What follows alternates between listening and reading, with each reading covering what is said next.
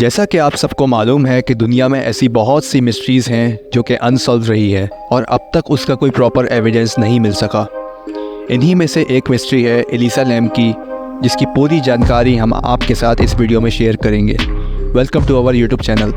ये बात है 19 फरवरी 2013 की। कैनेडियन टूरिस्ट एलिसा लैम, जिसकी बॉडी मेन होटल के डाउनटाउन लॉस एंजलिस के एक बड़े टैंक में पाई गई, जहां वो बतौर मेहमान ठहरी हुई थी। उसे आखिरी बार 31 जनवरी को जिंदा देखा गया था। रिपोर्ट्स के मुताबिक एलिसा लैम की पेरेंट्स 1 फरवरी को उसकी तलाश में निकले। एलिसा लैम की बॉडी को होटल के मेंटेनेंस वर्कर ने उठाया, जो शिकायत के चक्कर में था कि टैंक में पानी भर गया है, लेकिन असल में टैंक पे पानी का प्रेशर कम था।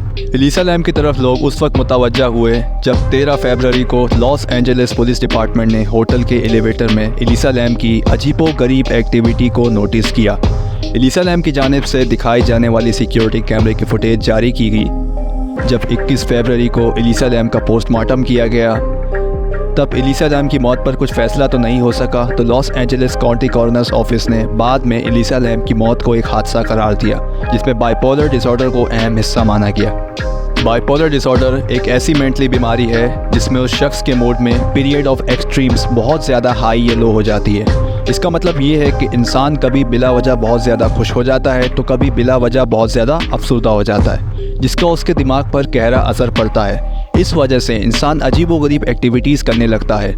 स्टे ऑन मेन होटल के मेहमान होटल के खिलाफ मुकदमा करने लगे और एलिसा लैम के पेरेंट्स ने इस साल में एक अलग मुकदमा किया, जो बाद में 2015 में रद्द हो गया। थोड़ी देर बाद अर्ली इंटरनेट इंटरेस्ट में कुछ ऐसी तजावीज़ की गई कि एलिसा लैम की मौत और 2002 की हॉरर फिल्म डार्क वाटर में कुछ नुमाया मुशाबियत हैं। इस मामले ने बाद में दुनिया भर में मशहूर होने का दर्जा हासिल किया और इस पर कई क्रिएटिव वर्क्स भी बनाए गए। एलिसा लैम, जो कि हांगकांग से कनाडा अपनी एजुकेशन के सिलसिले में आई थी। Elisa Lam university of British Columbia की स्टूडेंट थी। स्टे ऑन मेन, जो कि सेसिल होटल के नाम से भी जाना जाता है, यहाँ एलिसा लैम को जिंदा देखा गया था। उसकी फैमिली के मुताबिक, जो कि एलिसा लैम की मेंटल इलनेस को नज़रअंदाज करते थे, लैम के पास किसी भी किस्म की खुदकुशी का कोई रिकॉर्ड नहीं था। लेकिन बाद में एक रिपोर्ट के मुताबिक ये बात सामने आई कि लैम पहले से भी कुछ देर के लिए गायब हो चुकी थी। एलिसा लैम ने अपने पास में बाइपोलर मेडिकेशंस लेना छोड़ दिया था और उसके नतीजे में कई दफ़ा उसे इमेजनरी सिनेरियोस हुई, जिसके डर से वो अपने बेड के नीचे छुप जाती थी। कई बार इस वाक़े की वजह से एलिसा लैम को हॉस्पिटल में एडमिट करवाया गया। एलिसा लैम की असल कहानी अब शुरू होती है, जिसका आपको बेसब्री से इंतज़ार था। कैलिफोर्निया की तरफ सफ़र के लिए एलिसा लैम ने इंटरसिटी बसेस से अकेले तौर पर सफ़र किया।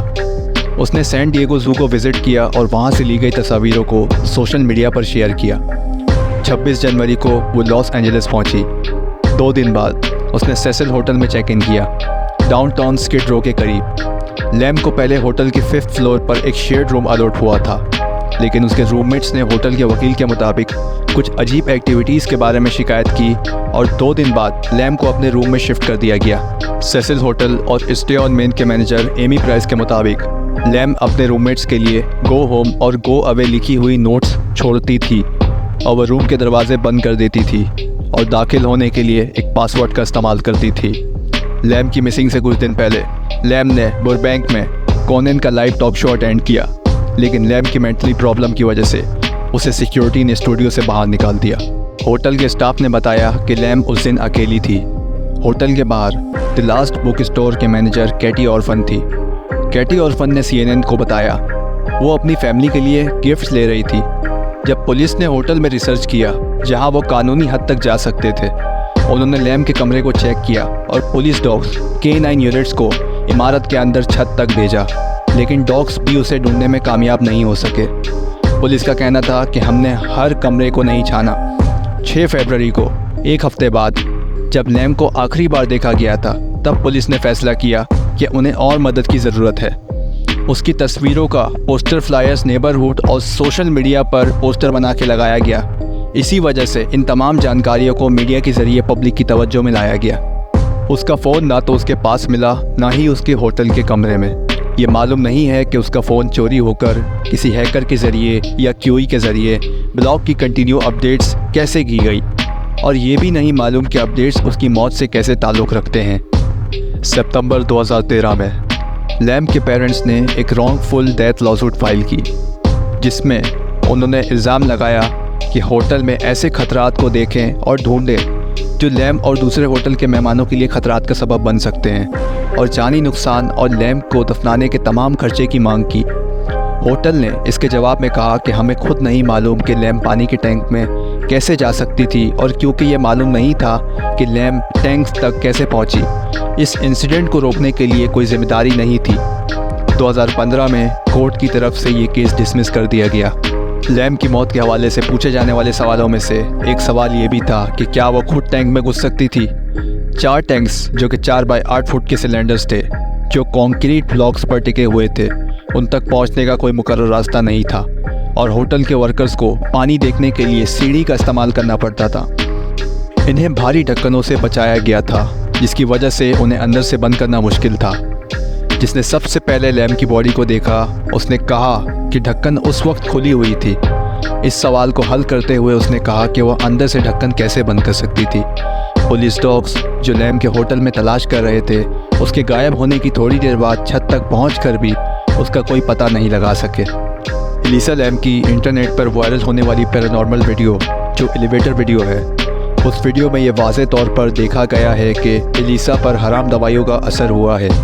रिपोर्ट्स के मुताबिक मालूम होता है कि शायद उनका असर इस वक्त हो गया था जब एलिसा की बॉडी टैंक में मुर्दा हो रही थी, या शायद उसने ऐसी दवाइयों का रेयर कॉकटेल लिया था जो नॉर्मल स्क्रीन में डिटेक्ट नहीं होता। एलिसा की बॉडी सिस्टम में दवाइयों की बहुत कम मिकदार थी, और उसकी प्रिस्क्रिप्शन बोतल में बचे हुई पिल्स की तादाद भी बहुत कम थी। ये इशारा करते थे कि शायद उसने कम दवाई ली, या हाल ही में अपने बाइपोलर डिसऑर्डर के इलाज के लिए उसने दवाई लेना बंद कर दिया था, जो कि मेडिकली नॉर्मल नहीं है और फिजियोटिक एपिसोड का सबब हो सकता है। जैसा कि हमने वीडियो की शुरुआत में कहा था कि एलिसा लैम की स्टोरी एक अनसॉल्व मिस्ट्री है, और इसके बारे में आज तक कोई प्रॉपर एविडेंस सामने नहीं आ सकी।